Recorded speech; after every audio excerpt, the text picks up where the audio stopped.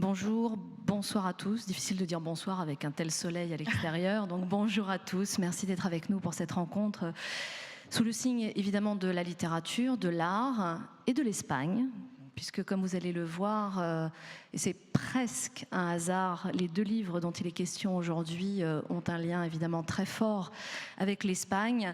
Un échange de 30 minutes avec Léonore de Recondo, Christophe Onodibio sur leurs œuvres respectives qui seront lues d'ici une demi-heure par deux merveilleux acteurs, actrices, Clotilde Courreau et Thibaut de Montalembert. Puisque l'essentiel, c'est d'entendre les mots quand il s'agit de littérature, et nous vous donnerons à entendre des extraits des deux textes dont il sera question aujourd'hui, mais parce qu'il s'agit d'une collection très particulière qui s'appelle « Ma nuit au musée », d'où le titre de cette rencontre. Il était important, avant d'entendre les mots, de comprendre l'origine de ce qui les a inspirés.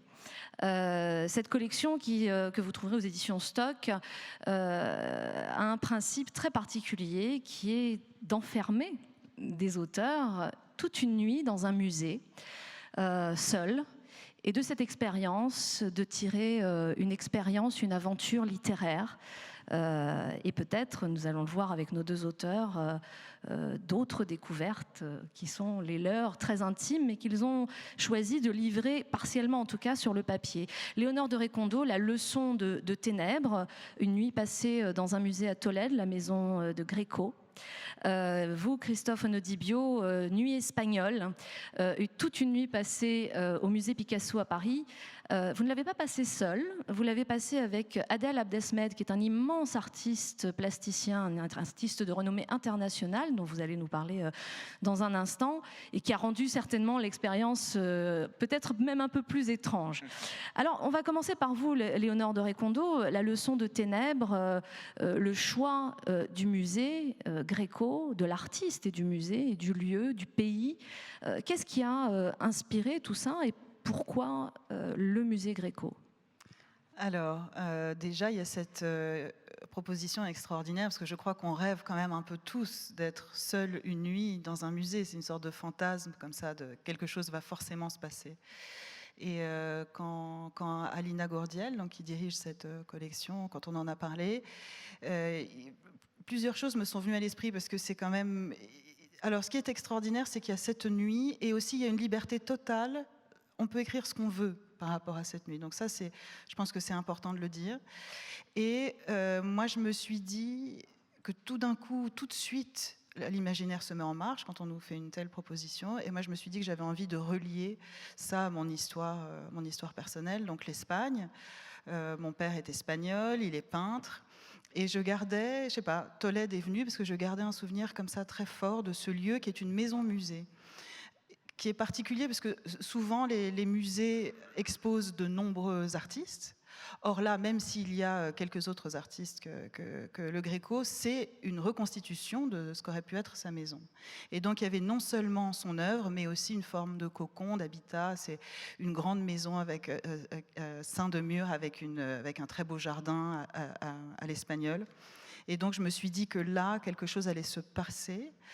Moi, j'adore son œuvre. Donc, c'est un peintre du XVIe siècle qui a traversé la Grèce, l'Italie pour finalement arriver en Espagne, qui est donc un peintre européen, qui a une peinture très, très étrange avec des couleurs un peu étonnantes pour cette période du début du XVIe, enfin fin XVIe. Et j'avais envie de me demander qui était l'homme. En fait, je crois que ma démarche, moi, c'était celle-là. J'admire l'œuvre, je la trouve vraiment très originale, extraordinaire dans l'histoire de la peinture de ce moment-là. Et je me dis, qui est-il? Et quand je vais dans sa maison, j'ai envie de le rencontrer lui et j'ai envie de voir si cette rencontre va avoir lieu. Donc je crois que le livre, c'est ce cheminement de moi arrivant par une nuit d'une chaleur mais terrible. C'était vraiment la canicule au mois de juin, il fait tellement chaud et j'arrive dans ce musée, je suis seule et je me dis, va-t-il venir? Qui est-il, ce Greco? Et il s'appelle Domenico Statokopoulos et je connais son histoire, mais je veux connaître l'homme. Il y a d'ailleurs quelque chose de l'ordre de la rencontre amoureuse dans votre livre. Il y a des passages entiers qui s'adressent avec amour à quelqu'un. Pourquoi ce choix de la déclaration amoureuse ? C'est pour le faire venir. Je me suis dit que peut-être c'était un subterfuge. Alors, il y a plusieurs choses aussi. C'était en lien avec les grands mystiques qui étaient là quelque temps avant Gréco, donc Thérèse d'Avila, qui est là et qui dans une... Parce que la peinture du Gréco est une peinture religieuse. Donc il peint beaucoup de saints, il peint des Christ, il peint des vierges. Il est dans une religiosité, dans une spiritualité très très très élevée. Et donc je me suis rapprochée de cette littérature avec Jean de la Croix aussi, qui est très très ardente. C'est vraiment un mysticisme et un amour qui est brûlant. Et dans cette nuit si chaude, dans ce lieu avec cette spiritualité si puissante, je voulais découvrir l'homme et je me suis dit, mais il y a forcément quelque chose d'extrêmement ardent et d'extrêmement brûlant chez lui. Et donc j'ai essayé d'utiliser la poésie et aussi une adresse en le tutoyant et lui disant, mais qui es-tu et viens me voir. Donc j'utilise en effet ça, cette rencontre physique, parce que je me dis, mais si je rencontrais l'œuvre, c'est aussi rencontrer quelqu'un. Qui est cet artiste ? Quand on lit des livres, c'est pareil. Enfin, on a aussi cette curiosité de se demander quelle incarnation il peut y avoir de l'artiste. Et moi, j'ai vraiment envie de le connaître, de le voir. Et donc je viens, je lui parle comme ça, c'est une sorte de longue prière en fait, d'invocation. Et puis comme je suis violoniste, j'apporte aussi mon instrument. Et je sais, parce qu'on a encore la liste de sa bibliothèque, des livres qu'il lisait, une grande liste a été faite au moment de sa mort par son fils. Et on voit qu'il y a de la poésie, qu'il y a du théâtre grec, et qu'on sait qu'il avait un grand amour de la musique. Il faisait venir des musiciens dans son jardin, et je me suis dit que si je venais en plus avec mon violon, que là, certainement, il ne résisterait pas au fait de me rejoindre. Et donc il y a de la sensualité qui se dégage aussi de ce texte. Vous avez parlé du violon, de la musique, et puis quand on connaît un petit peu l'œuvre de Gréco, on voit à quel point les corps sont à la fois magnifiés et maltraités d'une certaine façon, parce qu'ils sont quasiment écorchés, et tout devient extrêmement charnel. Plus cette chaleur étouffante, il y a quelque chose, oui, de très incarné au premier sens du terme. Oui, et ce qui m'intéressait beaucoup dans cette œuvre, comme vous le dites, c'est la manière dont l'incarnation, ou la carnation, la manière dont il peint la peau, les couleurs qu'il utilise, qui sont des verts, des jaunes, des couleurs quand même, des roses, des couleurs très, très étranges. Enfin, bon, on dirait aujourd'hui très moderne, mais si on se replace à son époque à lui, je ne sais pas comment il se disait. Enfin, moderne, en fait, ça ne veut évidemment rien dire. Mais aujourd'hui, quand on voit Picasso, qui évidemment a aimé beaucoup l'œuvre du Gréco dans ses Demoiselles d'Avignon, quand on voit la manière dont il a inspiré beaucoup de peintres, il y a dans ce traitement du corps un geste à la fois très libre et des couleurs qui sont très, très, très étonnantes. Donc, ce qui me plaît le plus chez lui, alors évidemment, il y a cette déformation, cette élévation, parce que c'est une forme d'étirement, les corps sont étirés, donc ils s'élèvent, donc j'imagine qu'ils s'élèvent vers le ciel, il y a cette idée-là, mais c'est surtout la manière dont il peint ce corps-là, la couleur des peaux est juste exceptionnelle. Donc je me suis demandé de quelle chair il était lui-même fait, puisqu'il s'agit d'une chair qui est mystique, qui est sainte, certes, mais qui un jour a été incarnée. On va revenir dans un instant dans l'expérience en elle-même, hein, en tant que personne enfermée dans un musée, mais je me tourne vers vous, Christophe Onodibio. Je disais que votre expérience est un petit peu différente puisque vous l'avez vécue à deux, voire à plusieurs, parce que quand on voit l'expérience que vous avez vécue avec Adèle Abdesmed, on se demande si vous n'étiez pas plusieurs, en tout cas pour lui. Oui. Non, c'est vrai que l'histoire est un petit peu différente, parce que quand... donc Alina Gurdiel nous a proposé, en fait, à tous les deux, on était ensemble quand elle l'a proposé. C'était donc Adèle Abdesmed, c'est l'artiste. Je ne sais pas si vous avez vu cette œuvre qui s'appelle Coup de tête, où on voit Zidane et Materazzi, c'est le fameux coup de tête en marbre de 5 mètres de haut, en marbre noir, quoi, un monument de la défaite. Et en fait, c'était une période où Adèle Abdesmed était menacée. Il reçoit très souvent des menaces de mort, parce que c'est un artiste très très libre, et l'époque, vous le savez, l'est quand même de moins en moins, en tout cas pour les artistes. Il est algérien. C'est quelqu'un qui a défié le pouvoir, la religion, tant qu'il a pu, et qui continue à le faire. Et en fait, il traversait une période assez compliquée, et Alina nous a proposé, mais en fait, il y a des choses à dire. Répondez par une œuvre d'art, par un texte, faites quelque chose. Et des dessins, puisque lui, il est dessinateur. Donc elle nous a proposé de nous enfermer dans ce musée. En fait, on a choisi le musée Picasso aussi. Alors, parce que c'est l'Espagne, c'est vrai, parce qu'il y a ce côté méditerranéen. Alors, il n'a pas vécu dans cette maison Picasso, mais on appelle cet hôtel l'hôtel Salé, parce qu'en fait, c'était un hôtel particulier, donc très très grande demeure au cœur de Paris, qui appartenait au collecteur des impôts sur le sel. À l'époque, c'est vrai que c'était une grande richesse, c'était très très précieux le sel, qui permettait de conserver tous les aliments. Donc celui qui collectait le sel avait énormément de pouvoir et d'argent. Et le sel, eh bien, il y a quelque chose d'un peu alchimique. Il y a quelque chose qui vient de l'eau, qui vient de la terre, qui vient du soleil. Et donc ça convenait assez bien. En plus, c'est une grande demeure avec des sphinx, enfin des sphinges d'ailleurs, donc des femmes sphinx, donc quelque chose d'une énigme à percer. Et donc on a été enfermés avec Adèle, avec cette mission d'aller un peu à la chasse au Minotaure. C'est que le Minotaure est très très important dans l'œuvre de Picasso. Et le Minotaure, on a tous des Minotaures en nous, on a tous un labyrinthe en nous. Et il faut, enfin, une vie réussie, c'est une vie où on trouve aussi son Minotaure. Et moi, j'avais une nuit pour chasser les Minotaures d'Adèle, essayer de trouver quel était aussi son secret, ses souffrances. Et au fond, on est allé aussi à la chasse à mes Minotaures aussi. Et donc, on était deux. Et Adèle est quelqu'un de très, à la fois de très libre, de très vivant, mais de très secret. Et donc, ce qu'on a fait pendant cette nuit, qui était absolument magique, on va y revenir, c'est on a fait advenir pratiquement nos enfances, nos deux enfants. C'est un ami aussi. C'est vrai que je me serais pas enfermé, voilà, je l'ai pas dit, mais c'est aussi une histoire d'amitié forte et de se retrouver avec un ami. Donc lui, il avait ses dessins, il écrit avec des morceaux de charbon, donc il avait un cahier, il a dessiné. On était venu avec quelques munitions aussi, parce qu'il fallait que... on parlait de l'Espagne, toi tu avais la musique, mais alors nous on avait aussi on a écouté beaucoup de raï, parce que le raï c'est la musique, il est berbère, il est Adèle, et le raï c'est vraiment la musique des cabarets d'Oran, du désir aussi, des corps qui s'expriment, de la souffrance aussi. Et où le vin coule, où on fait couler le vin pour oublier, pour vivre en fait, pour ne pas oublier de vivre en fait, pour oublier la violence et ne pas oublier de vivre. Alors il y avait ça, et puis le fait que pendant ce musée présentait une exposition sur Guernica. Et Guernica, c'est une œuvre très particulière puisque Picasso l'a peinte, c'est une œuvre iconique totalement maintenant qui symbolise la liberté et la vie fracassée par l'obscurité, par la barbarie, par le nazisme.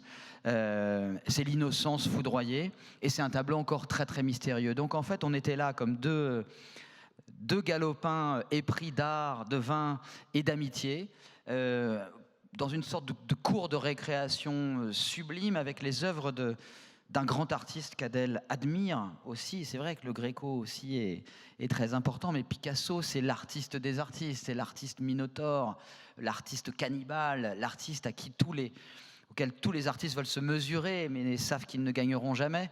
Et donc on est entré à 20h, on est sorti à l'aube avec les oiseaux. Et au cours de cette nuit, énormément de choses sont advenues. Tu parlais de fantômes, de fantasmes. En fait, un musée qui dort, en fait, il dort jamais vraiment. Et en fait, les tableaux, il se passe des choses. Les tableaux s'animent, les tableaux scintillent, les tableaux revivent. Même quand ils sont absents. Même si, oui, c'est leur absence. En fait, ils brillent de leur présence, de l'absence du peintre.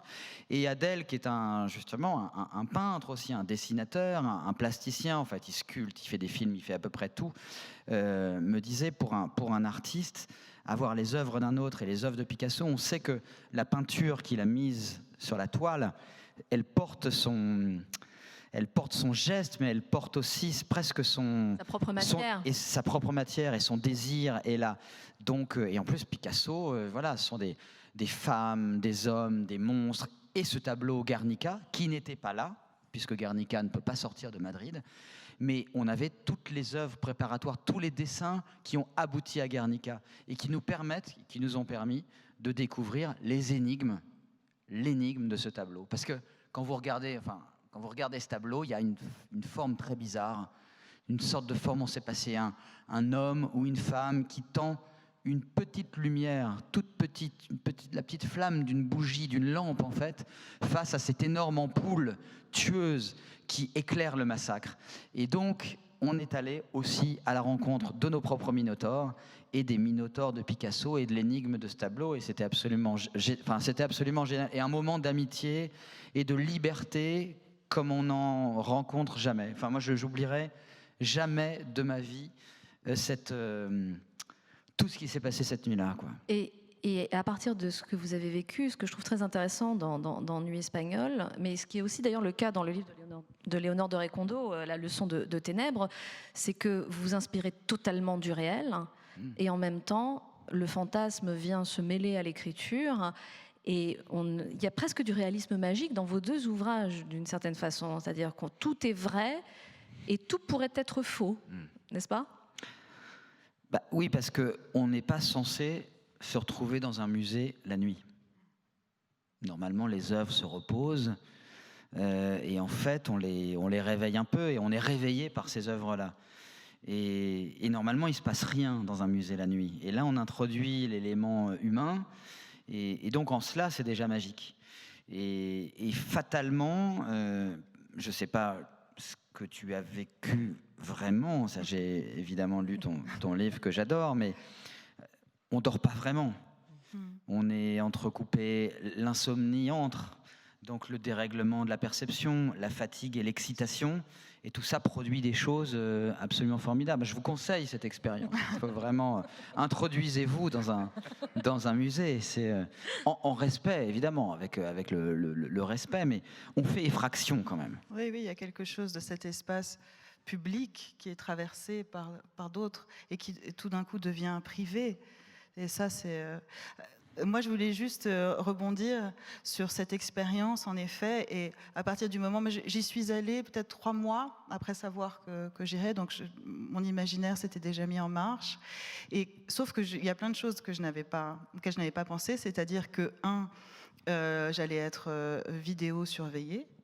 Ça, je ne sais pas pourquoi. Moi, je me suis dit, je vais arriver dans ce musée, ça va être formidable, je vais être seule, je vais pouvoir bouger, déambuler. Mais en fait, il y a des surveillants et des gardes de jour dans les musées parce qu'ils éteignent les alarmes.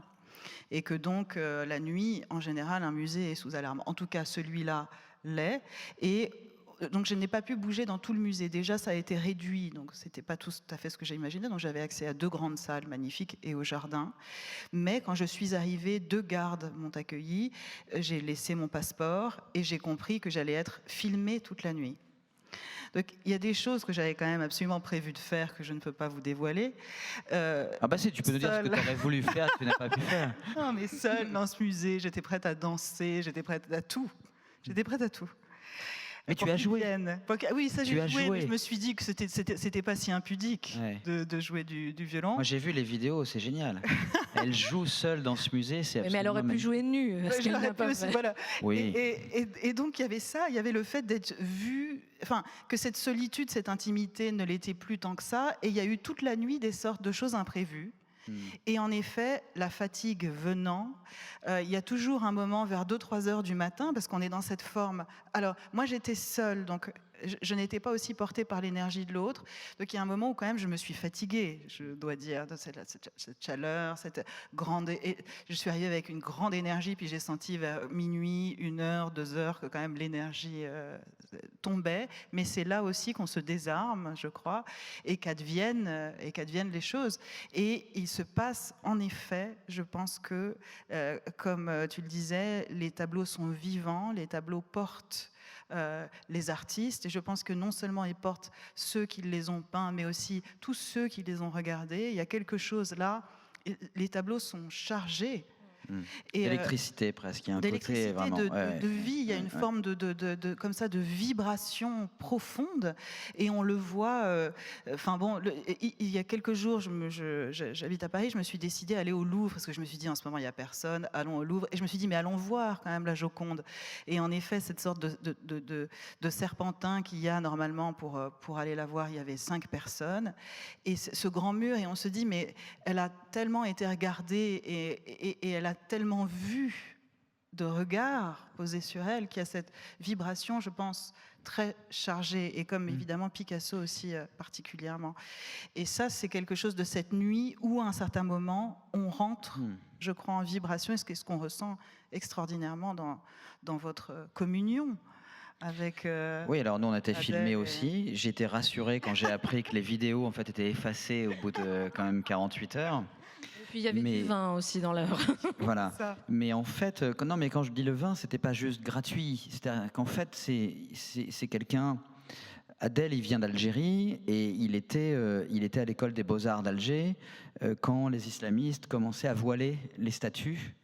Il m'a raconté des choses qu'il n'avait jamais racontées. Par exemple, le dernier cours de nu en Algérie dans une école d'art. C'est-à-dire le moment où une femme prenait des risques clandestinement pour montrer ce que c'était que l'anatomie à des gens qui devaient apprendre à dessiner.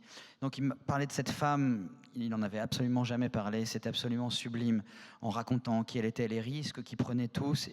Bon, c'est aussi une école d'art dont le directeur a été tué d'une balle dans la tête par les islamistes, son fils aussi. C'est-à-dire que l'art, et on ne le sait pas assez aujourd'hui, mais dans certains pays, dans certains moments, l'art et l'artiste, c'est celui qui empêche à l'autorité de s'installer. C'est le résistant, c'est le contestataire. Donc il y a des périodes, des moments, des lieux où il faut tuer les artistes, tuer les directeurs des écoles d'art, etc. Et Picasso, quand même, ce qui est génial, et on avait la chance d'être là avec tous les dessins qui ont abouti à Guernica. La première esquisse, par exemple, et le premier tableau où il y a ce cheval qui ouvre la gueule. Et c'est drôle parce qu'en ce moment, j'y repense avec ces chevaux mutilés, etc. C'est un tableau, en fait, Guernica, sur la souffrance animale, humaine, des enfants, des femmes, des artistes et des animaux. Il y a ce taureau, ce cheval qui ouvre la gueule avec ce poignard qui sort. Et ça. On a ce premier, et on sait que Picasso a mis la main là. On sent cette électricité dont tu parlais.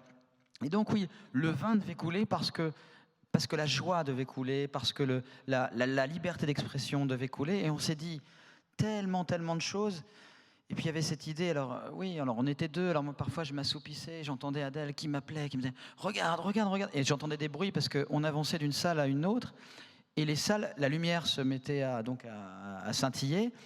Mais comme c'était sur Guernica, il y avait aussi des bruits, parce qu'il y avait des télés qui montraient les bombardements, alors pas celui de Guernica qui n'a pas été filmé, mais les bombardements des avions sur l'Espagne, des films de Buñuel avec des cris, donc ça parlait espagnol, dans ce silence, comme si tout un petit monde se remettait à vivre et qui nous rappelait, attention, l'Europe est en paix pour l'instant, il y a quand même une relative liberté d'expression, mais attention, l'obscurantisme est là et peut revenir. Et il me parlait de son enfance en Algérie, du petit gamin pieds nus. Etc. Donc en fait, il y avait l'Algérie, il y avait l'Espagne, il y avait Picasso, il y avait Adèle, des minotaures, des femmes nues offertes, du massacre, de la vie. Tout ça, rien que pour nous, dans ce petit espace qui revivait, alors que normalement, on n'est pas censé regarder ces choses-là. Et d'ailleurs, il en ressort non seulement un texte, mais aussi des dessins qu'on retrouve dans Nuit espagnole. Juste pour terminer, parce que nous allons laisser encore une fois la parole aux livres et donc aux acteurs qui les portent. Léonore, vous parlez de votre violon comme une évidence, mais tout le monde ne sait pas que vous êtes violoniste professionnel et que donc le violon vous accompagne, j'allais dire presque comme une extension de vous-même. Pourquoi était-il important, même s'il y a un peu de la réponse dans ma question, était-il important que vous ayez votre violon dans cette expérience qui est finalement une confrontation ou une complémentarité d'une confrontation artistique? Alors il y a plusieurs choses. D'abord, rejouer un répertoire d'il y a très longtemps, c'est le faire revivre. Donc il y avait un geste symbolique d'une forme de renaissance, de revivance je jouais du Bach, de cette musique-là d'un temps passé. Et donc en la jouant, elle existe, elle est vivante. Et donc ça, c'est quelque chose qui évidemment, moi, me traverse, qui fait partie de mon travail, mais dans cette symbolique par rapport à Gréco, pouvait venir le faire revivre. C'est-à-dire si cette musique revit, lui aussi. Il y a quelque chose des œuvres vivantes, ça. Il y a le fait que la musique se passe de mots ou c'est autre chose, c'est une autre vibration, et que quand je suis entrée à un certain moment de la nuit, moi je la passe dans une chapelle octogonale qui est donc dans le cœur de la maison, où il y a un grand tableau, un Saint Bernardin de Gréco qui est là, et il y avait une acoustique exceptionnelle. Donc évidemment au cœur de la nuit, tout d'un coup je sors mon violon, il y a une sorte de résonance. Et je viens briser le silence dans lequel je suis, parce que moi, en fait, ma nuit est tout à fait silencieuse. Je ne parle à personne, je ne parle pas, je sais que je suis filmée, donc j'ai pas envie de me mettre à chanter. Je suis dans une forme de prière intérieure, sans mots. Donc le seul moment qui va être bruyant, ça va être le violon. Et ça m'a plu, ça m'a plu d'être pendant des heures dans le silence, dans un imaginaire, dans une sorte de flottement. Je suis allée dans le jardin, et puis quand même les mots viennent, parce que je sais qu'il va falloir écrire. Donc je tire un fil du Minotaure, chacun. Donc je suis à la recherche du mien. Voilà, je fais Ariane, elle est par là. Et ce fil de la langue que je cherche pour pouvoir écrire ce livre, je la cherche à ce moment-là, une musicalité du texte, ça va aussi naître dans la musique qui va jouer. Et je savais qu'à un certain moment de la nuit, peut-être au cœur de cette nuit-là, dans ce silence, j'irais jouer d'abord comme une expérience personnelle. Moi, j'ai jamais joué seule dans un musée à 3 heures du matin. Je pense que je suis pas sûre que ça m'arrive à nouveau. Donc c'était une expérience pour moi comme ça exceptionnelle. Et dans ce contexte aussi romanesque, et dans ce contexte d'une recherche, d'une interpellation, j'interpelle Doménikos pour qu'il vienne, c'est une arme en plus.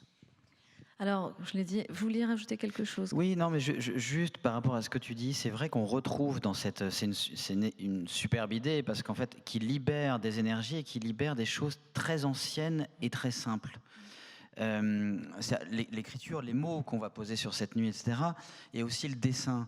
Adèle, il dessine avec je vous dis, des morceaux de charbon. Moi, j'ai fini en toile. C'est-à-dire que j'ai fini, il a dessiné partout, il a dessiné à la fin sur les murs du musée, évidemment pas sur les tableaux, etc., sur les murs du musée. Donc il y a toujours, en fait, ils l'ont gardé, le musée l'a gardé, et c'est vrai que le matin, quand il a fallu raconter comment s'était passé la nuit à Alina et aux autres, et que moi j'ai dit il a dessiné sur les murs, vous imaginez mais qu'est-ce qui s'est passé, etc., même si on est filmé, bon, et j'ai fini en toile, c'est-à-dire que j'ai été à un moment, il a dessiné aussi sur moi, etc., et ça libère des choses. C'est le geste, tu vois, tu parles de ton violon et de la musique, c'est le geste aussi à Lascaux, dans les grottes, etc., simplement. Et c'est la beauté, ça fait ressurgir vraiment la beauté de ce que c'est que la création, qui est la plus belle chose, en fait, qui soit donnée aux êtres humains. Et simplement ce geste tout simple qui produit un animal, un bestiaire, de la vie. Et ça, il n'y a que dans ces endroits-là. Et après, on produit une histoire. Il s'agit à chaque fois de raconter une histoire, mais une histoire presque magique. Tu vois, c'était votre mot tout à l'heure. Magique, presque essentielle. Ce qu'il y a de plus humain, en fait, en nous est obligé de ressortir quand on est confronté à ce qu'il y a de plus beau et de plus créatif, l'œuvre d'un autre, du Gréco, de Picasso.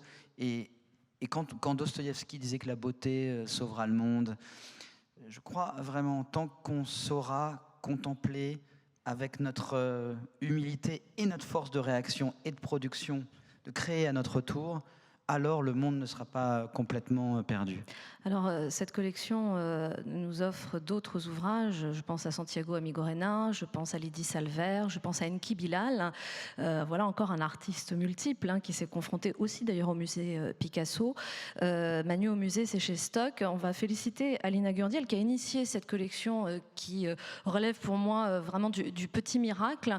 Nous allons laisser les autres artistes, c'est-à-dire les comédiens, venir porter vos mots.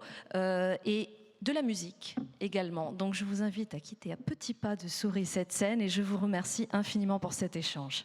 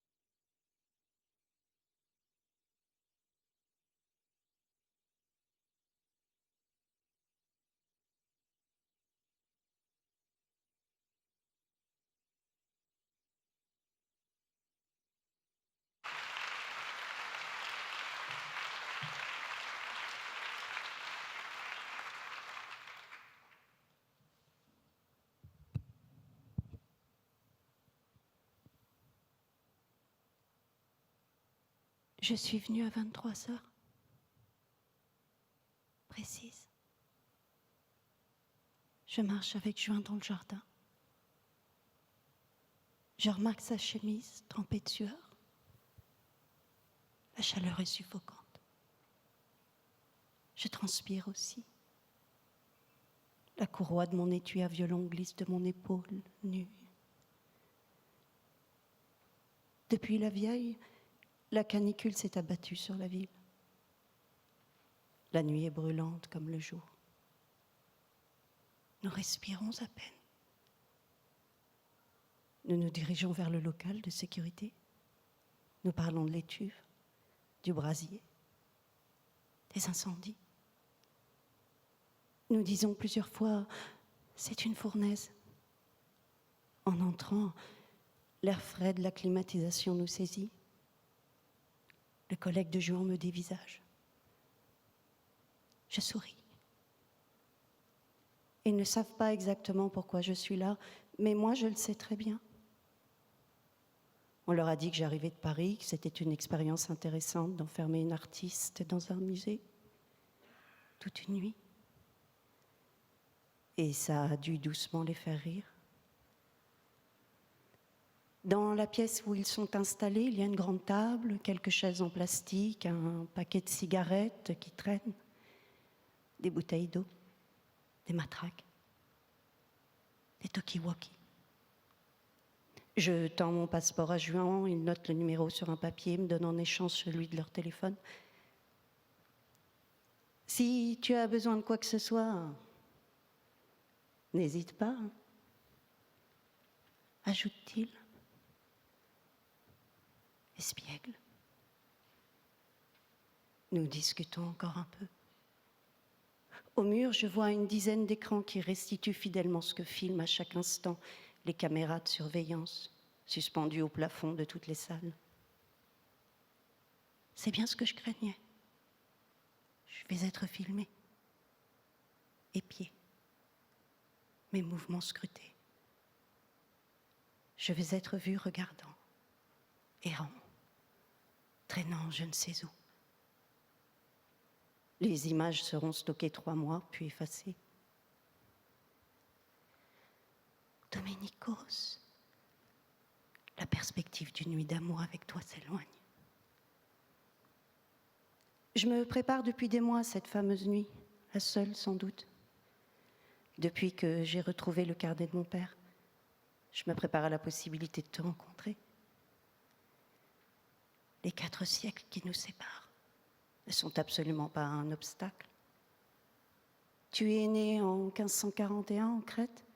On n'est pas très sûr de la date, mais à 1 ou 2 années près, c'est juste. Moi, en 1976, à Paris 12. Et alors ? Je suis venue ici, il y a 15 ans. Mais la rencontre n'avait pas eu lieu. Combien de fois me faudra-t-il revenir ? Juan et moi sortons du local de sécurité. Il m'accompagne dans le jardin pour me montrer le chemin jusqu'à la porte du musée. Il fait nuit noire. Il est 23h15. Tolède est en liesse. C'est un samedi soir de juin. À chaque respiration, j'avale une bouffée d'air chaud. Je ploie. La chaleur s'écrase. Je suis émue.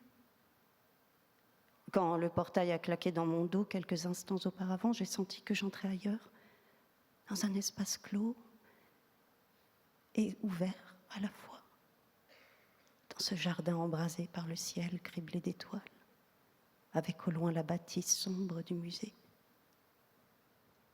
C'est une belle maison reconstituée du XVIe siècle avec sa cuisine, son patio, ses meubles, ses instruments de musique, ses arbres, ses fontaines, son potager, ses herbes aromatiques.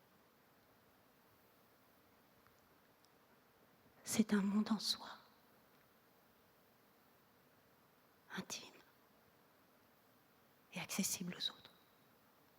Horaire strict pour les centaines de touristes qui le parcourent chaque jour. Une nuit, une seule, où je pourrais déambuler loin de la foule. Et il y a des pièces pour se cacher, des couloirs pour courir, une chapelle pour sortir le violon de son étui et écouter la résonance longue qui galopera sur la voûte et emplira mes oreilles. Le violon pour faire vibrer l'espace vide, pour mettre en transe les particules de l'air, pour les mettre en danse, afin que Doménicos me rejoigne. Et je ne doute pas de sa venue, comme il ne doute pas de mon désir. Mon seul désir, une nuit, une seule, avec lui. Il n'y résistera pas. Pourquoi résister à l'amour ? Juan me conseille d'utiliser la torche de mon téléphone pour me diriger dans le jardin. Il m'indique où sont les toilettes. Là, un peu plus loin, il me montre du doigt une baraque. Il me dit aussi qu'il fera une ronde à l'intérieur du musée toutes les 2 heures.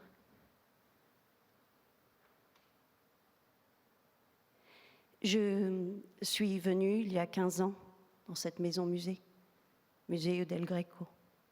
Aujourd'hui, avec son nouveau portail qui donne sur le jardin, refait pour les 400 ans de la mort du peintre en 2014. Je suis venue bien avant, quand l'entrée se faisait encore par une ruelle du quartier juif. Un portail, presque petit. On avait vraiment l'impression de pénétrer chez quelqu'un. Ce n'est plus le cas. On entre dans un musée. Et avec soi, tous ceux en tongs et sac à dos. Je suis venue il y a 15 ans dans ce musée avec mes parents. Je faisais une tournée de concerts en Espagne et ils m'avaient rejointe pour quelques jours. J'aimais qu'on se retrouve là. L'Espagne était notre pays perdu. Celui de mon père, celui de la guerre civile, d'une histoire déchirée, d'un passé abandonné dès que le Pays basque était tombé sous le joug de Franco. C'était le pays d'une identité niée, des amitiés et des attaches brisées. Mais quand on se donnait rendez-vous en Castille ou en Andalousie à la terrasse d'un bar, avec sur la table des croquetas, du ramon et une bière bien fraîche, les yeux de mon père brillaient. Les combats étaient finis et les morts se taisaient. On était bien, on riait, on parlait en espagnol et on se disait comme on aimait ce pays. Lui, en connaissance de cause, et moi, parce que j'avais envie de croire que c'était un peu le mien. Mais il y avait d'autres beautés qui nous éblouissaient sur ces terres. Outre les paysages et l'architecture, il y avait la peinture espagnole, avec 3 noms au firmament. Greco, Velázquez et Goya. J'ai passé mon enfance à regarder les œuvres fortes de Goya, à me gaver des désastres de la guerre, à ne pas tout à fait comprendre qui pouvait représenter toutes les guerres, même celles qui avaient provoqué l'exil familial. Cette violence et cette noirceur excitaient en moi quelque chose d'inconnu, loin de mon innocence de fillette. Elle réveillait une mémoire sans âge, avec son tréfonds de cruauté, de cannibalisme vorace. J'admirais le courage de Goya à toujours dénoncer la lâcheté humaine, à le faire en beauté. Je voyais le blanc de ses eaux fortes comme une morsure portée à la profondeur de l'encre. Je voulais faire pareil. Je m'y obstinerais. Mon père était peintre dans la grande tradition figurative expressive, en parfaite descendance du firmament espagnol, mais aussi en accointance avec les univers de Francis Bacon, Lucian Freud, Paul Rébrol ou encore Dado. Ma mère dessinait.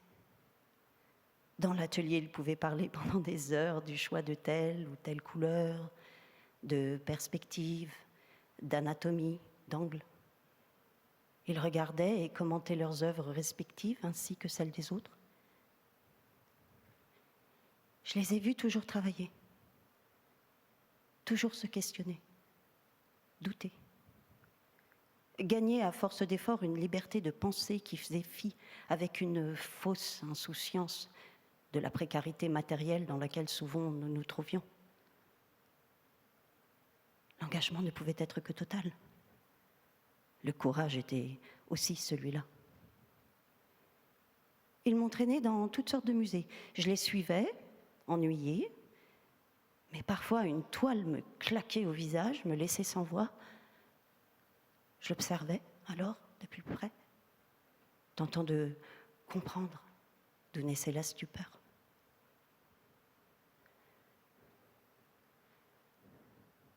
Domenicos, mi amor, y a-t-il une technique de l'émerveillement?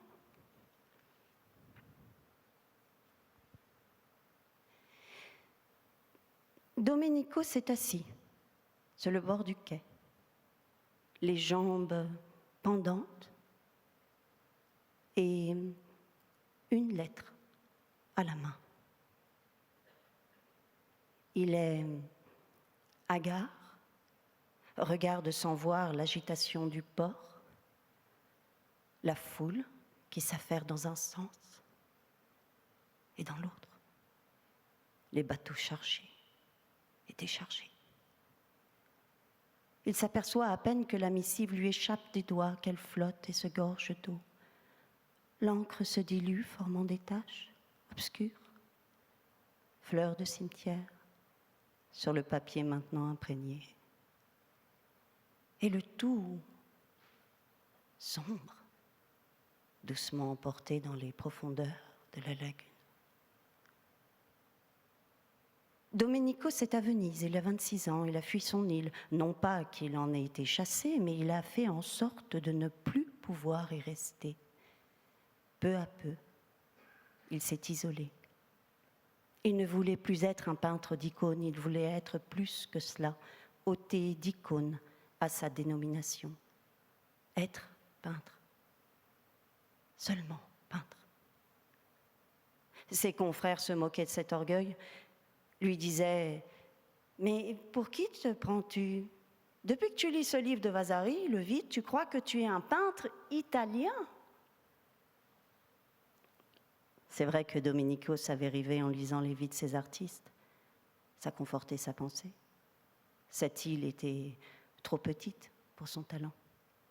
Même s'il avait son propre atelier, une solide renommée, même s'il pouvait continuer de vivre confortablement grâce aux commandes qui ne cessaient d'affluer, maintenant qu'il avait conquis la Crète, il lui fallait s'exiler.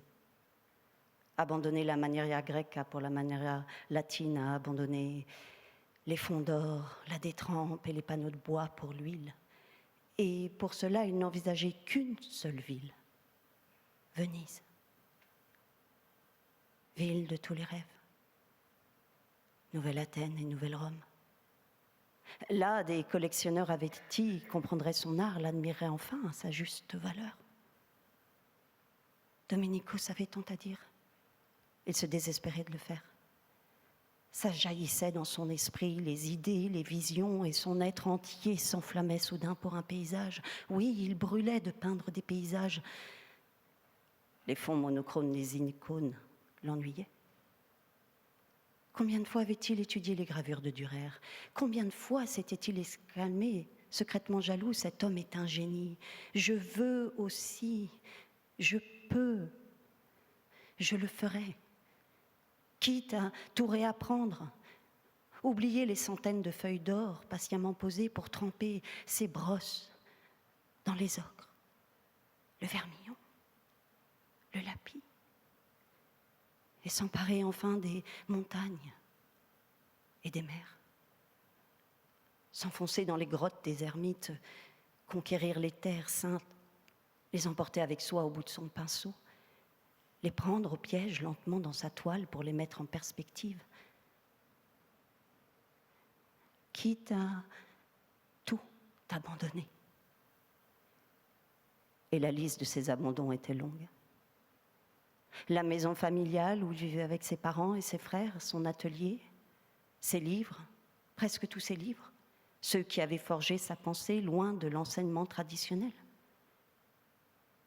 Depuis l'âge de 14 ans, il était en apprentissage et il avait dû renoncer tôt à une autre forme d'éducation. Mais de lui-même, il avait lu les grands classiques grecs de philosophie, des traités, ainsi que de la poésie et du théâtre, des ouvrages, souvent importés de la cité des Doges. Il avait alors développé des ambitions humanistes. Son intérêt profond pour les sciences et la rhétorique faisait de lui un homme instruit, en plus d'être un excellent artisan. De lui-même, il avait fait en sorte de ne plus être, pour reprendre l'expression de Léonard de Vinci, un uomo senza lettere. Et un matin, sans prévenir personne, il était monté sur la galère pour la traversée qui le porterait en mer pendant plus d'1 mois, en passant par la Turquie, l'Albanie, avant de fendre l'Adriatique. Il était parti grâce à l'aide de son frère, Manoussos, qui travaillait à la douane crétoise pour le compte de la Sérénissime. Dans le plus grand secret, il avait organisé ce voyage, informant seulement un ami grec qui séjournait à Venise depuis des années. Un point de chute, une lettre de recommandation, quelques habits, l'argent amassé ces dernières années grâce à la vente de ses icônes et des espoirs débordant de son sac. Domenico s'était parti avec presque rien. Durant la traversée, il avait essuyé des tempêtes, résisté à la luxure des escales, à la contamination, des maladies, aux orgies de vin, de Malvoisie. Il était resté uniquement concentré sur son but, arriver à Venise. Et il avait accosté par un jour radieux, en plein été. Il avait été ébloui par la lumière qui émanait de cette ville ouverte. Venise lui tendait les bras, offertes, exempte de remparts, aucune fortification autour de la splendeur de la place Saint-Marc. La cité comptait alors 175 000 habitants, une centaine de palais, tout autant d'églises, 450 ponts, sous lesquels circulaient 10 000 gondoliers. Sa grandeur, à la fois sans défense et parée des artifices de la pierre, était à chaque instant enrichie d'édifices, d'églises qui surgissaient des eaux. Le grand canal donnait le jour au miracle d'un nouveau monde, Miraculum Mundi.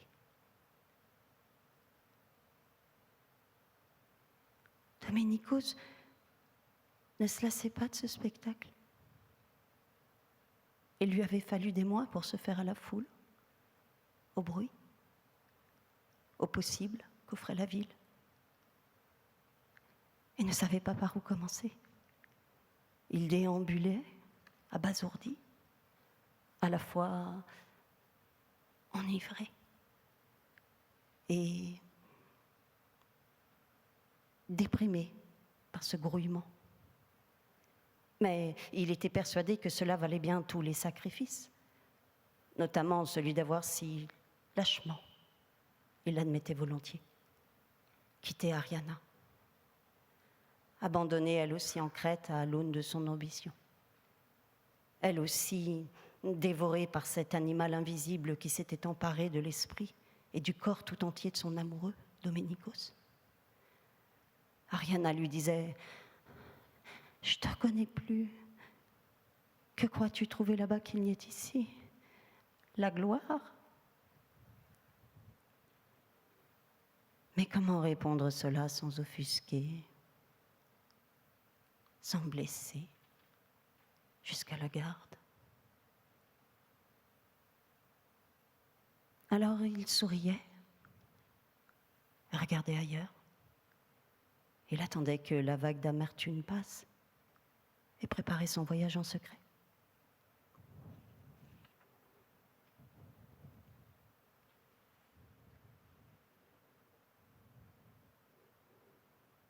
La nuit avance.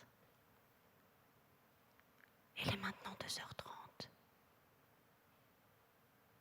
Je suis dans la chapelle. Elle est de forme octogonale.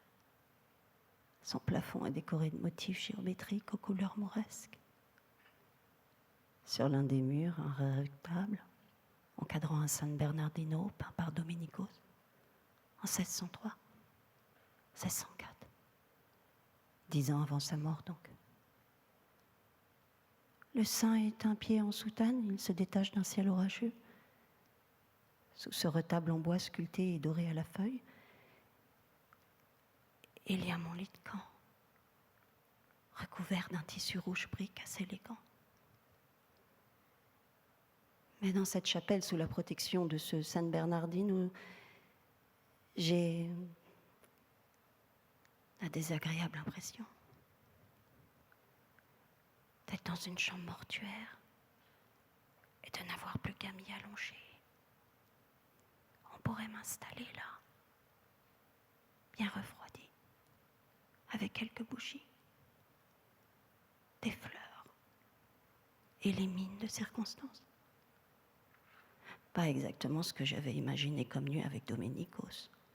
Si on est tous les deux morts, nos possibilités de faire l'amour se réduisent à néant. Fou rire et commentaires de mes fantômes qui soudain se manifestent. Je les avais oubliés. Mierda! Taisez-vous! Vous n'y comprenez rien!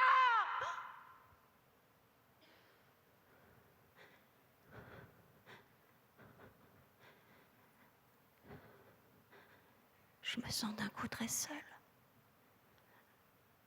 J'essaie quand même. Je m'allonge sur le lit et regarde le plafond. Je me demande ce que ça ferait comme vue si j'étais gentiment trépassée, lourdement maquillée, bras croisés sur la poitrine. Mais l'enthousiasme n'est pas. Je suis trop fatiguée.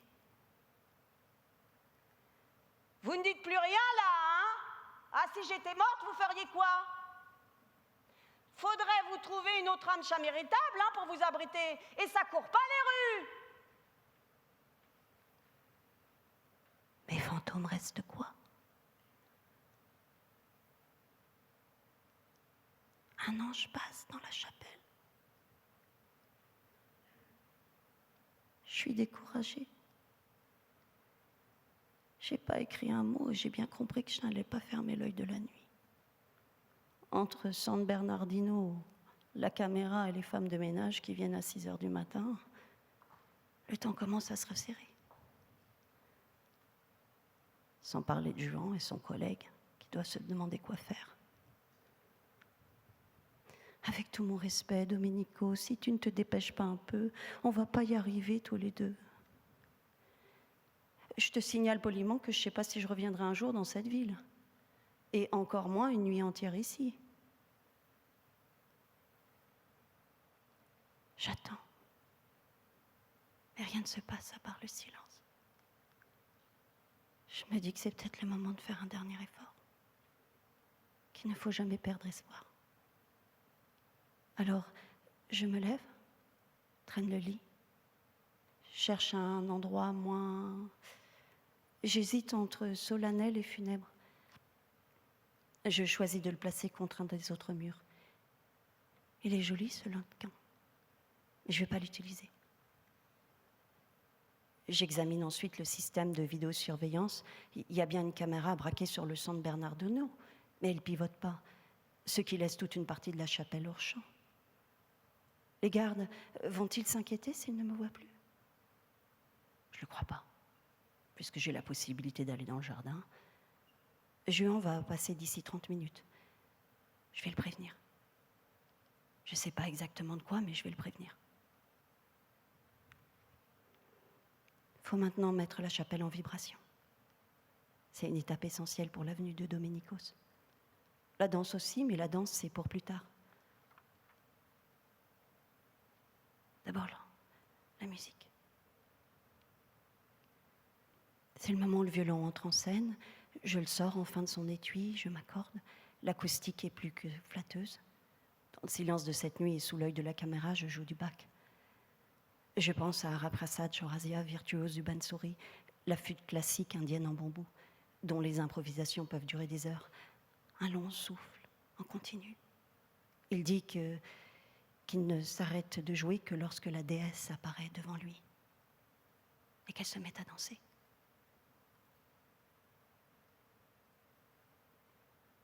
Doménicos, voudrais-tu être ma déesse d'un soir?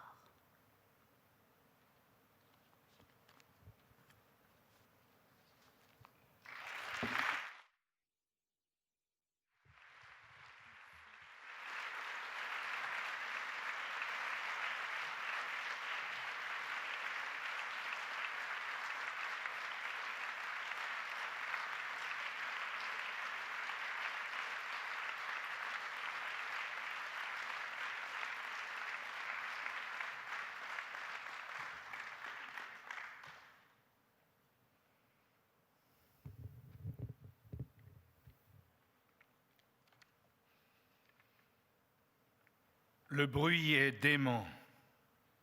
C'est même au-delà du bruit. Un hurlement de machine folle. Ça monte dans les aigus, ça traverse les tympans et ça parcourt le reste du corps, liquéfiant les organes. Ils ont beau se boucher les oreilles, ça passe quand même dans le cerveau, ce hurlement atroce. Ça couvre tout, même le son des cloches de l'église, qui, en Biscaye, servent de sirène d'alarme. Elles ont sonné à toute volée au milieu de l'après-midi pour signaler l'irruption dans le ciel de formes noires trop connues, mais qu'on n'attendait ni ici, ni aujourd'hui, jour de marché. Le ciel s'ouvre comme une plaie et vomit ses frelons mécaniques, métalliques, en piqué pour tuer. Juste avant, c'est le printemps. Le soleil est là, on est venus nombreux des villages avoisinants. Les enfants jouent au milieu du bétail, les hommes et les femmes discutent le prix des agneaux. Ça commence avec un seul avion et qui lâche une pluie de grenades au cœur du village. Le souffle des explosions pulvérise les carreaux des fenêtres et pave les rues de miettes de verre tranchantes. Les gens courent vers la montagne ou les abris aménagés dans la ville depuis le bombardement de Durango le 31 mars. Il y en a un sous la place qu'ils appellent El Paseo, où l'on célèbre la fête des lundis. Ceux qui peuvent courent. Les autres trop vieux ou paralysés par la peur demeurent. On les prend par la main pour les aider. Ils hurlent. D'autres avions apparaissent, frappent, et les bâtisses à ossature de bois flambent aussitôt. L'odeur est brûlante, pique les yeux, donne la nausée. Ces maisons accueillantes sont changées en brasiers. Au milieu des détonations et des rafales d'air tiède qui puent la mort, les cris de douleur montent vers le ciel, comme les bras qui implorent, et la terre projetée en motte à plusieurs mètres de haut par les impacts. Des chevaux bloqués par leurs liens hennissent dans les flammes.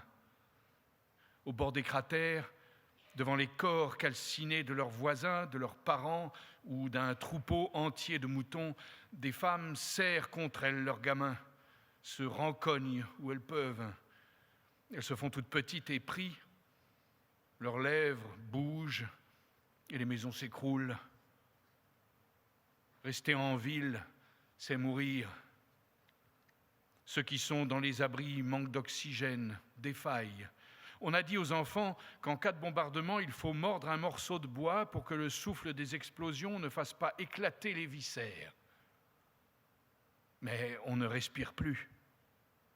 Des gravats obstruent les ouvertures. Quitter la ville, c'est mourir aussi.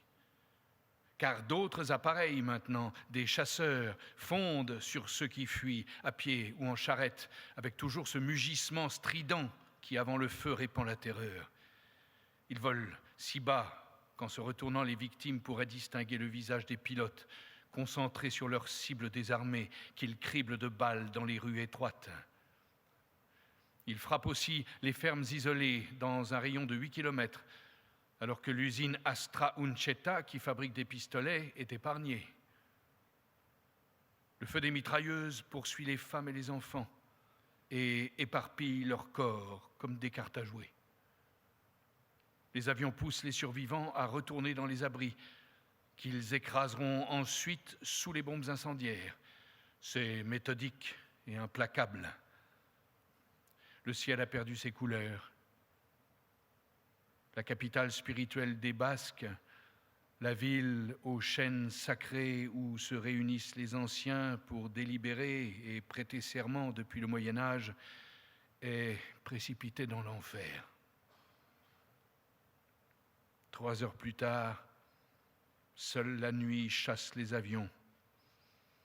Mais peut-on parler de nuit tant les flammes l'éclairent ? Je m'arrête. Je doute et je suis fatigué. Je regarde, posée sur le dossier de la chaise, ma chemise zébrée de traits de charbon et ce cahier gorgé des dessins d'Adèle que je n'ose pas ouvrir. Je ne sais pas comment raconter cette nuit passée avec lui à l'ombre de Guernica. Dois-je commencer par le bombardement, ce massacre dont on n'a pas d'image, hormis celle mentale qu'on peut se faire en consultant la presse de l'époque ? Ou par le tableau qui a pris son nom à la ville martyre et a tout absorbé, tout dévoré de l'événement, réduit pour l'éternité à une seule image, planétairement reproduite, Guernica, la Joconde de la guerre. Je regarde la chemise zébrée et je souris. Je revois Adèle m'attaquant, armée de ce morceau de charbon qu'il appelle germinal, riant de ce rire contagieux qui, comme dit son ami Kamel, est son plus grand chef-d'œuvre. Je le revois dessiner comme un fou, juste avant que l'aube ne se lève, sur les pages du cahier, puis à coups rapides, sur les murs du musée, faisant naître des formes fantastiques, comme sur la paroi d'une grotte. Nos musées sont des grottes. Nos musées sont nos grottes. Je souris. C'est par lui que je vais commencer. L'artiste que j'ai accompagné la nuit dernière à la recherche d'un tableau absent et d'une liberté à retrouver. À l'attaque! Je me permets de lui emprunter son cri de guerre. La guerre, il y a grandi. Juste de l'autre côté de la Mare Nostrum, en Algérie. Un pays où l'on prononce bien trop souvent le nom de Dieu pour qu'il ait envie de se montrer. Où chacun a son Guernica et où il est défendu d'en parler. Allons réveiller les mémoires. Je vais te raconter une histoire que bien peu de gens connaissent. L'histoire du nu d'Algérie. Il est quoi, 1 heure, 2 heures? Ce n'est pas le temps des montres, on a dit. Alors laissons tomber à nouveau. Laissez tomber le temps. C'est lui qui nous laissera, nous fera tomber. Le dictaphone tourne et enregistre les mots d'Adèle. Elle s'appelait Nadia. Elle vivait dangereusement. Elle avait gardé les yeux très noirs de sa jeunesse. C'était une ancienne ballerine du ballet national algérien. Elle aurait pu y faire carrière, mais elle avait été déçue par l'homme qu'elle aimait et avait dû, pour survivre, se débrouiller, comme on dit. On racontait qu'elle avait une fille, mais elle n'en parlait jamais. Elle posait depuis 1968. Elle avait les cheveux courts et un corps très brun. À 50 ans, elle restait jeune femme, belle pour la vie, comme les déesses de l'Antiquité qui n'ont pas d'âge. Quelques étudiants étaient gênés. Ils disaient qu'ils avaient l'impression de voir leur sœur, leur mère ou leur grand-mère. En 1983, à cause d'un étudiant intégriste, un de ceux qui jetaient de l'acide sur les femmes, le cours obligatoire de nu a été supprimé. Nadia a dû progressivement se rhabiller, recouvrir sa peau, alors qu'elle était là pour nous montrer ce qu'était la peau, la chair. Les os, les crânes, les squelettes, on savait trop bien les dessiner. Il n'y a plus jamais eu de nu? Si. Le directeur de l'école, M. Assella, dont je t'ai parlé, était courageux. C'était un homme libre, il l'a payé cher. Il mesurait la pression, mais il a accepté qu'on ouvre un petit atelier de nu pour quelques étudiants seulement, dont moi. C'était presque clandestin. Nadia ôtait ses bas et son soutien-gorge et nous la dessinions. Nous l'aimions beaucoup. Elle nous apportait la science de la liberté, car le nu est la science de la liberté. J'avais connu, tu vois, ma première censure à cause d'un nu, à l'école d'art de Batna, avant que j'aille à Alger. Quel nu! J'avais peint une femme assise devant une cascade, une miniature de la gouache sur du papier que j'avais intitulé « Paradis ». Décris-la mieux. Il s'exécute, mais il est laconique. Alors je vais le faire, car depuis, il me l'a montré, son paradis en miniature. Elle est assise au bord de l'eau, dans un paysage de montagne, saturé d'arbres, d'herbes sauvages, de mousse. Elle ne porte rien que des bijoux. Des boucles berbères étincellent dans sa chevelure brune, des bracelets d'argent à ses poignets, ses chevilles. Ses jambes sont croisées. Un voile presque transparent passe entre ses cuisses. Ses mains tiennent un linge blanc. Sans doute est-elle à sa toilette. Et sans doute a-t-elle été surprise car elle nous regarde. Et c'est la chose importante. Dans ce regard noir, mais d'un noir sans haine, il n'y a pas d'effroi, pas de colère. Elle n'a pas été surprise. Elle consent au regard. Elle pose. Elle est le modèle nu. Ils l'ont retirée de l'exposition de l'école. Une censure de mon imaginaire, ma première censure. J'en ai été très choqué, mais je ne pouvais rien faire. Ça s'est arrêté là. Nadia, elle, si les gens avaient su, je pense qu'on l'aurait tuée, décapitée même. Le GIA, c'était Daesh avant Daesh. Les mêmes mises en scène morbides, des têtes exposées aux populations, des sermons écrits sur les murs en lettres de sang, jusqu'au nom dont s'affublaient les tueurs. Dans l'ouest du pays, l'un d'eux se faisait appeler Dib el-Jan, loup affamé. Il était la réincarnation de nos peurs enfantines. Tu vois le match? D'un côté, la gueule sanglante de loup affamé, et de l'autre, la douceur de la peau et de la voix de Nadia, le modèle nu. Nadia n'a pas été assassinée, monsieur Assella, si. Le dernier nu. La peinture n'est jamais chaste, disait Picasso, qui rencontre Dora Maar alors qu'elle a 28 ans, lui 54. C'est en 1935 et on n'en est pas encore à Guernica. Il crayonne en couleurs. Dora et le Minotaure. Un homme, taureau à partir des épaules, et une femme renversée par lui dans une nature dorée.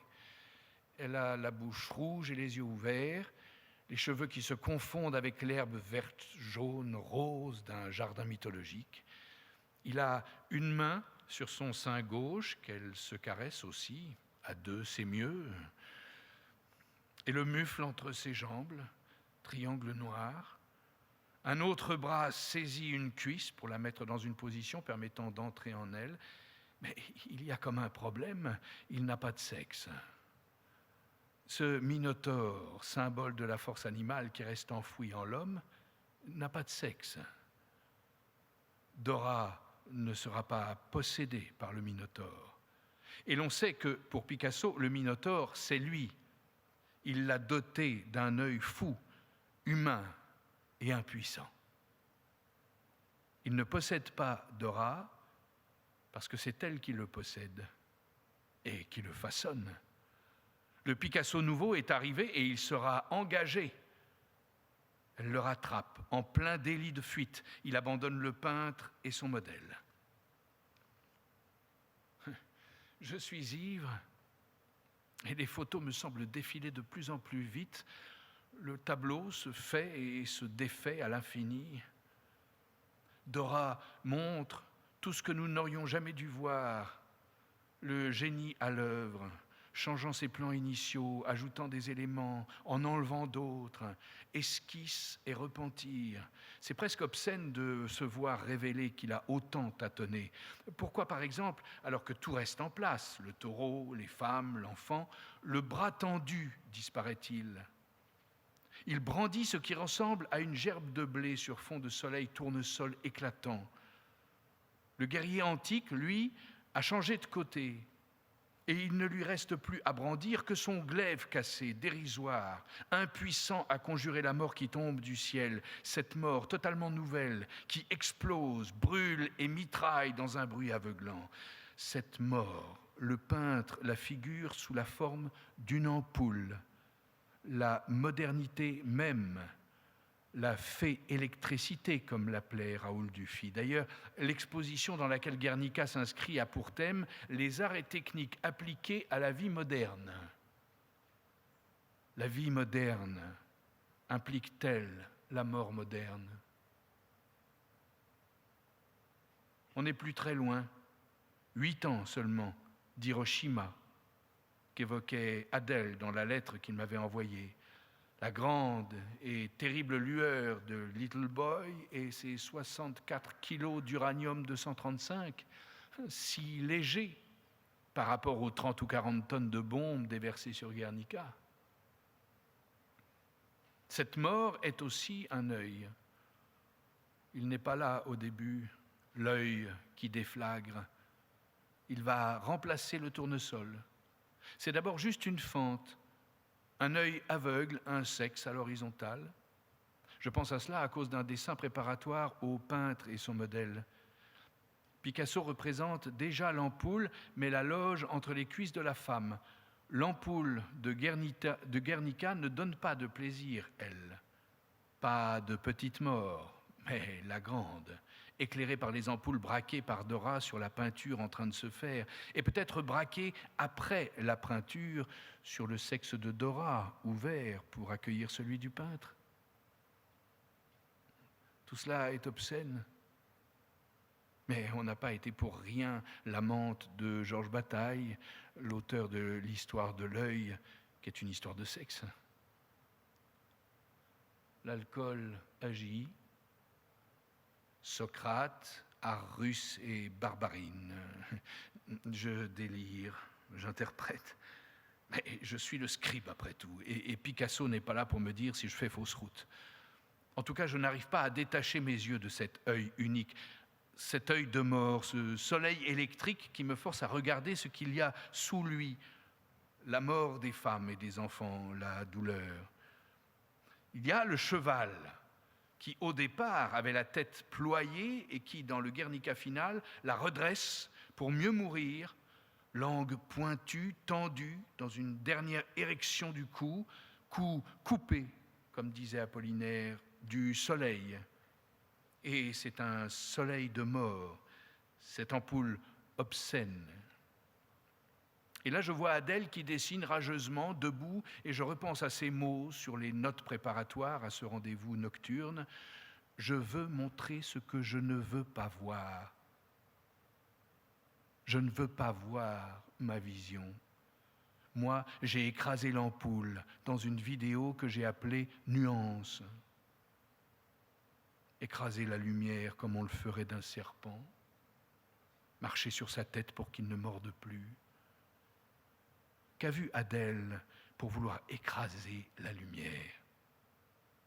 Et en ce moment précis, devant l'ampoule qui luit comme l'œil d'un gros cyclope qu'on voudrait crever. En espagnol, œil se dit ojo, et cela veut dire aussi prends garde. Adèle prit les choses en main, le liège se sépara du corps de la bouteille dans un plop tonique. La Sereine Noire, un côte-rôti de 2014. Sur l'étiquette, une aquarelle montrait un barbu assis, verre à la main, sa tête reposant dans le giron d'une femme. Il devait être 4 heures du matin. Le Minotaure attendrait. D'abord, la bouteille. Il me parla de son enfance, des petits jouets en métal qu'il fabriquait pour les gamins de Batna avec des canettes Nestlé et des bouchons de limonade. Il m'appelait l'artiste. J'ai appris dans la rue. Elle était pleine de bruit et d'animaux. Je me souviens des ânes qui ruaient, des cris des chèvres la nuit, des serpents sur les marchés pour qui on jouait de la musique. Il y avait quelque chose de primitif, d'un monde encore lié à une dimension mythique, avec cette lumière sublime, sèche, intrusive, pesante, vive, celle qui te laisse des cicatrices et brûle tes mots, celle dont parle Camus et qui déclenche, quand elle luit sur le couteau, la mort de l'Arabe dans l'étranger. La rue, elle n'avait pas de goudron, mais elle semblait faite de poussière. Il se souvenait des filles qui traçaient les lignes de leurs marelles. L'été, à Batna, qui était une cuvette entourée de montagnes, la chaleur était accablante. On sortait jouer à partir de 16 heures, lorsque l'éclat du soleil était moins fort. Et quand il n'y a pas de goudron, tu peux jouer avec des petits cailloux à même le sol, au domino. Au début, filles et garçons jouaient ensemble. Puis vint un moment où la fille rejoint la cage. Elle regardera désormais le monde à travers la fenêtre. Les garçons avaient le droit de rester dans la rue. L'hiver, ils étaient confrontés à la brusque montée des eaux de l'Oued provoquée par les pluies d'orage. La poussière se transformait en boue. Parfois, il neigeait. Dans les deux cas, tu ne peux pas garder tes chaussures propres, mais on peut s'amuser pieds nus. Il y avait des chantiers un peu partout où les gamins récupéraient ce qu'ils pouvaient pour se faire des rollers. Ils revendaient des bouteilles de verre pour quelques sous avec lesquelles ils achetaient des billes. À 10 ans, il avait eu mieux que des billes, une télé en couleur, la première qu'ait eue sa famille, grâce à l'un de ses dessins qui avait remporté un concours national, un paysage de montagne et une rivière. Il me parla de son école et des Égyptiens qui y enseignaient l'arabe avec leurs grosses mains qui faisaient mal quand ils giflaient, des coups aussi sur les doigts et sur la tête. Il les surnommait les cordonniers. Sa famille était laborieuse, très modeste, pour ne pas dire pauvre. Son père était flic. Il avait 2 frères et 2 sœurs. Il y avait des bidonvilles à côté de la maison. Il me parla de son premier professeur d'art, sa grand-mère. Elle réalisait des tapis avec de la laine dans des couleurs merveilleuses, des rouges, des verts, jamais vus, des harmonies indépassables. Peut-être parce qu'elle était daltonienne. Elle avait un sale caractère, mais il aimait l'aider à préparer ses couleurs au rythme des chants d'oiseaux. Elle me disait toujours, « Ton maître, c'est la première erreur que tu fais. » Comment était-il tombé dans l'art ? On y monte plutôt, non? Je te dis, dans la rue, je dessinais tout le temps. J'avais appris tout seul, vers 4 ans, comme tous les gamins.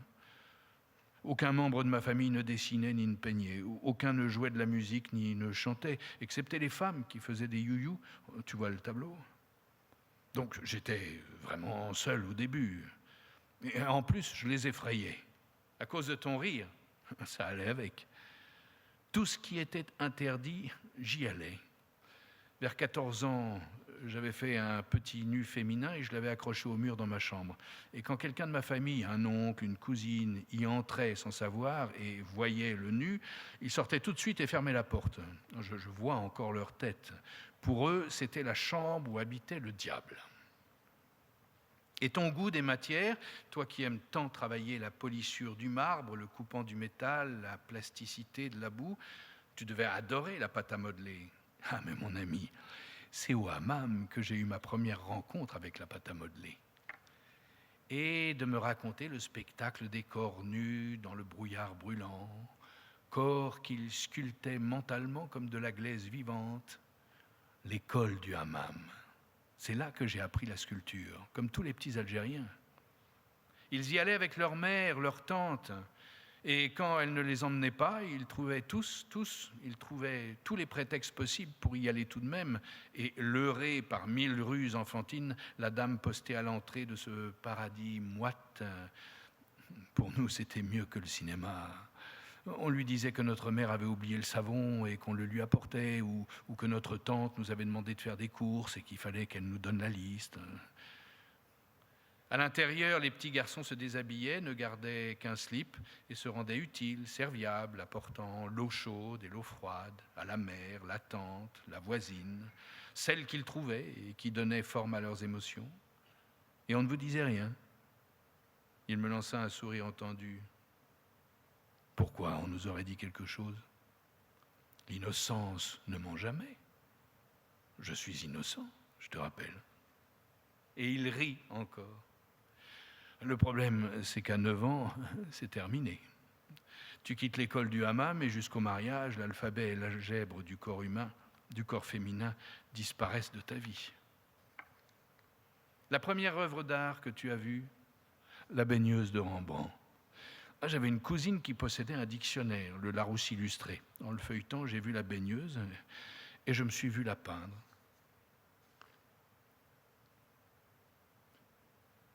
Picasso avait volé le feu. Loin de moi l'idée de l'emblâmer.